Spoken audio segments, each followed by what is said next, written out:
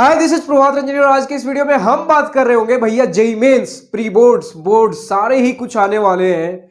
तो इस बीच जेई मेंस और बोर्ड्स का तो कुछ ना कुछ अपने जगह वैल्यू है, सही है, बट प्री बोर्ड्स का क्या यूज है। मैं प्री बोर्ड्स को अगर छोड़ दूं तो भी काम चल जाएगा क्या?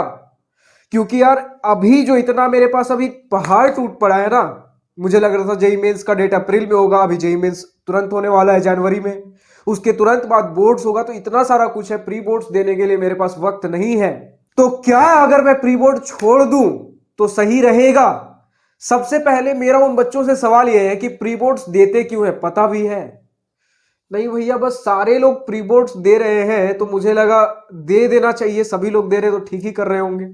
देखो, ज्यादा डिटेल में जाने से पहले साफ सुथरे शब्दों में मैं बता दूं कि अगर तुम्हारे पास वक्त नहीं है, तुम्हें लग रहा है कि प्री बोर्ड्स छोड़ देना चाहिए तो छोड़ दो, कोई कंपलसरी नहीं है प्री बोर्ड देना। बहुत सारे बच्चे पूछते भैया क्या प्री बोर्ड्स के बिना बोर्ड्स में नहीं बैठ सकते? ऐसा नहीं है।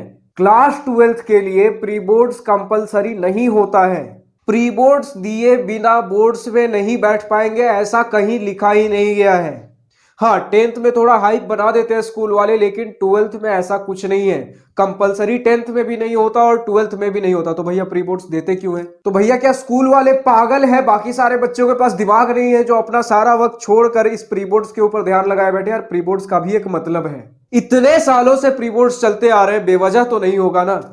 तो पहले समझते हैं प्री बोर्ड्स का मतलब क्या है, प्री बोर्ड्स देना क्यों चाहिए। प्री बोर्ड्स तुम्हारा बोर्ड से 1-1.5 महीने पहले होता है, इससे तुम्हें आइडिया लग जाता है कि तुम्हारा बोर्ड्स के लेवल पे प्रिपरेशन है या नहीं है, और अगर नहीं है तो प्री बोर्ड्स और बोर्ड्स के बीच में जो 1-1.5 महीने का समय मिलता है, इसमें तुम अच्छे से अपने बोर्ड्स के प्रिपरेशन कर लो, या फिर अगर बहुत बढ़िया प्रिपरेशन है भी तो उसे और टचअप दे दो।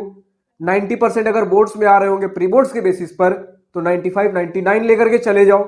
और अगर जेई मेंस का प्रिपरेशन करना है तो प्री बोर्ड्स देकर देख लो मेरा बोर्ड्स लेवल पर प्रिपरेशन है या नहीं है। अगर प्रिपरेशन है तो अभी मैं बोर्ड्स वाला रहने देता हूं, जेई मेंस पे पूरा फोकस करता हूं, और जब मेरा बोर्ड्स आ रहा होगा उससे कुछ दिनों पहले वापस से बोर्ड्स की पढ़ाई चालू कर दूंगा। लेकिन क्या हो जो सिचुएशन अभी तुम्हारे पास आया है कि प्री बोर्ड्स और जेई मेंस के बीच ज्यादा वक्त ही नहीं है, प्री बोर्ड्स की तैयारी करेंगे तो जेई मेंस के ऊपर फोकस नहीं हो पाएगा, ऐसे सिचुएशन में प्री बोर्ड्स छोड़ सकते हो। लेकिन अगर तुम्हें देने का मन है तो दे भी सकते हो। अगर तुम्हें चाहिए कि मेरा बोर्ड्स किसी तरह से बर्बाद नहीं होना चाहिए, जेई मेंस थोड़ा ऊपर नीचे हो भी गया तो चलेगा, लेकिन बोर्ड्स हैम्पर नहीं होना चाहिए, उस केस में प्री बोर्ड्स दो।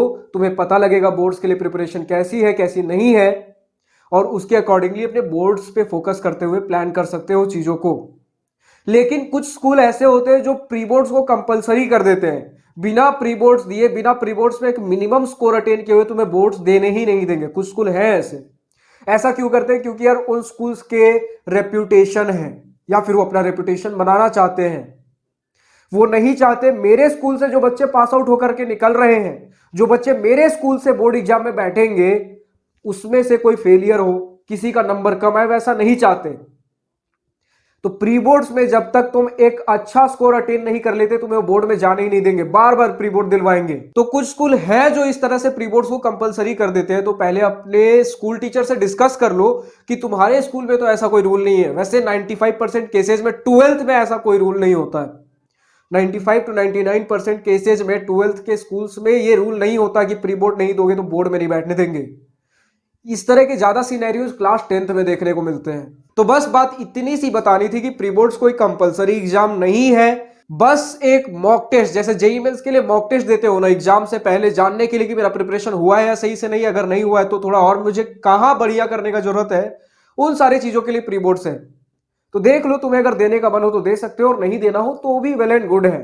तो बस इस वीडियो में इतना ही था। सोच रहा हूं अगला वीडियो एक कॉन्सेप्ट बूस्टर वीडियो लाया जाए क्या। बचपन से यार क्लास 6-7 से पढ़ते आ रहे हो न्यूटन्स 3 लॉज ऑफ मोशन, उसमें से क्लैरिटी के साथ तुम्हें पता भी है कि तीनों लॉ का मतलब क्या है। तो उसी के बेसिस पे मैं सोच रहा हूं एक वीडियो लाया जाए न्यूटन्स फर्स्ट लॉ के ऊपर, जिसमें हम एक छोटा सा एक्सपेरिमेंट कर रहे होंगे। उस एक्सपेरिमेंट के बेसिस पे हमें प्रूव कर रहे होंगे कि जो कॉन्सेप्ट तुमने अभी तक समझा है उस बेसिस पे क्यों न्यूटन्स फर्स्ट लॉ फेल हो जाता है, लेकिन एक्चुअल में फेल नहीं होता। तुमने जो कॉन्सेप्ट समझा है उसके बेसिस पे फेल होता है, लेकिन एक्चुअल कॉन्सेप्ट क्या है न्यूटन्स फर्स्ट लॉ का, उस वीडियो में जान रहे होंगे।